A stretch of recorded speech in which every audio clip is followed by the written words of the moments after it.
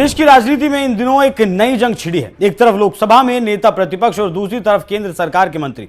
एक तरफ लगातार सोशल मीडिया पर सवाल, दूसरी तरफ मंच से सीधा पलटवार। कांग्रेस सांसद और लोकसभा में नेता प्रतिपक्ष राहुल गांधी लगातार एक्स यानी पहले ट्विटर पर एक्टिव हैं। अमेरिकी ट्रेड डील से लेकर कृषि नीति तक वो केंद्र सरकार पर हमले कर रहे हैं, लेकिन इस बार जवाब आया है सीधे मंच से, और शब्दों में तीखापन भी था, तंज भी था और इतिहास की परतें भी थी। मोर्चा संभाला कृषि मंत्री शिवराज सिंह चौहान ने, और यह हमला सिर्फ बयानबाजी नहीं था, बल्कि आंकड़ों और पुराने फैसलों की याद दिलाने वाला सवाल था। राहुल गांधी एक्स खेलते रहते हैं। एक कार्यक्रम के दौरान शिवराज सिंह चौहान ने कहा, लगातार अलग अलग तरह की बातें करते रहते हैं। सोया मील और मक्का पर कोई रियायत नहीं दी गई, और उनके समय वो कहते हैं आयात के दरवाजे बंद थे। सही बात यह है कि जब कांग्रेस का शासन था तब भी 20 अरब डॉलर के कृषि उत्पादों का आयात होता था और डेयरी उत्पाद भी आयात किए जाते थे।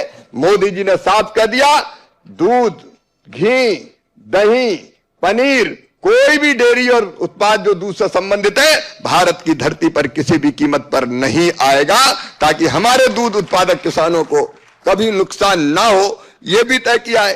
कपास के बारे में, कपास हमारे यहां जितने हमारे यहां इंडस्ट्री लग गई है कपास की, उनमें कम पड़ रहा है। तो सुन लिया आपने क्या कह रहे हैं कृषि मंत्री शिवराज सिंह चौहान। यह बयान सीधा सादा सोशल मीडिया की राजनीति बनाम जमीनी राजनीति की बहस को हवा देता है। शिवराज सिंह चौहान का तंज सिर्फ शैली पर नहीं था, बल्कि उन्होंने कांग्रेस के पुराने फैसलों को कटघरे में खड़ा किया। 2006-07 की चीनी नीति पर सवाल, शिवराज सिंह चौहान ने 2006-07 का जिक्र किया, वो दौर जब देश में चीनी का रिकॉर्ड उत्पादन हुआ था। उनका सवाल था कि जब बाजार चीनी से भरा पड़ा था तब आपकी सरकार ने बफर स्टॉक क्यों नहीं बनाया, सुरक्षित रखने के बजाय निर्यात को छूट क्यों दी। यह आरोप सीधे उस समय की यूपीए सरकार पर था, जब देश के प्रधानमंत्री थे डॉक्टर मनमोहन सिंह। कृषि मंत्री का सवाल राजनीतिक तौर पर बेहद प्रभावी है। यह सीधे नेता प्रतिपक्ष को जवाबदेही के कटघरे में खड़ा करता है। सोशल मीडिया बनाम मंच की राजनीति। राहुल गांधी लगातार एक्स पर सक्रिय हैं। वो अमेरिकी ट्रेड डील से लेकर कृषि आयात नीति तक केंद्र सरकार से सवाल पूछ रहे हैं। उनकी रणनीति साफ है, डिजिटल प्लेटफॉर्म के जरिए नैरेटिव बनाना। दूसरी तरफ बीजेपी की रणनीति भी साफ दिख रही है, पुराने कांग्रेस शासन के फैसलों को उठाकर मौजूदा आलोचना का जवाब देना। शिवराज सिंह चौहान का वीडियो बीजेपी नेता अमित मालवीय ने एक्स पर शेयर किया। हम आपको ये पूरी बाइट सुनवाते हैं। लगातार अलग अलग तरह की बातें करते रहते हैं। सोया मील और मक्का पर कोई रियायत नहीं दी गई, और उनके समय वो कहते हैं आयात के दरवाजे बंद थे। सही बात यह है कि जब कांग्रेस का शासन था तब भी 20 अरब डॉलर के कृषि उत्पादों का आयात होता था और डेयरी उत्पाद भी आयात किए जाते थे। मोदी जी ने साफ कर दिया, दूध, घी, दही, पनीर, कोई भी डेयरी और उत्पाद जो दूध से संबंधित है भारत की धरती पर किसी भी कीमत पर नहीं आएगा, ताकि हमारे दूध उत्पादक किसानों को कभी नुकसान ना हो। यह भी तय किया है।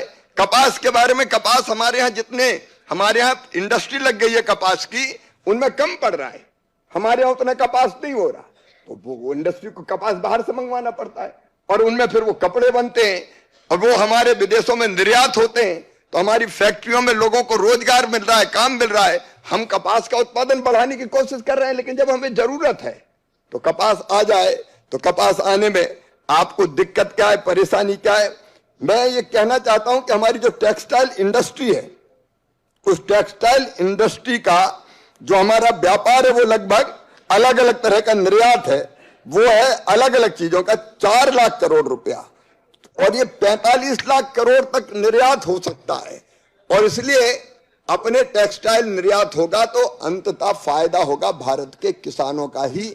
मैं ये कहना चाहता हूं, अपने मसाले जितनी आप बात कर रहे थे, अभी कितने मसाले राजस्थान में पैदा हो रहे हैं, जीरे, मेथी से लेके इसबगोल से लेके औषधियां, इनको किसी भी मसाले को भारत में आने नहीं दिया जाएगा।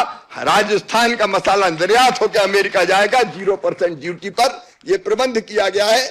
मैं संक्षेप में यह कहने के लिए इसलिए बाध्य हुआ कि रोज झूठे आरोप लगाने की कोशिश की जा रही है, लेकिन किसान बहनों और भाइयों, मोदी जी के नेतृत्व में एनडीए की भारतीय जनता पार्टी की सरकार किसान हित को सर्वोपरि रखती है। मोदी जी ने कहा था, आपको याद होगा, मैं देश नहीं झुकने दूंगा, भारत को कभी झुकने नहीं दिया। ऑपरेशन सिंदूर हो, चाहे एयर स्ट्राइक हो, चाहे सर्जिकल स्ट्राइक हो।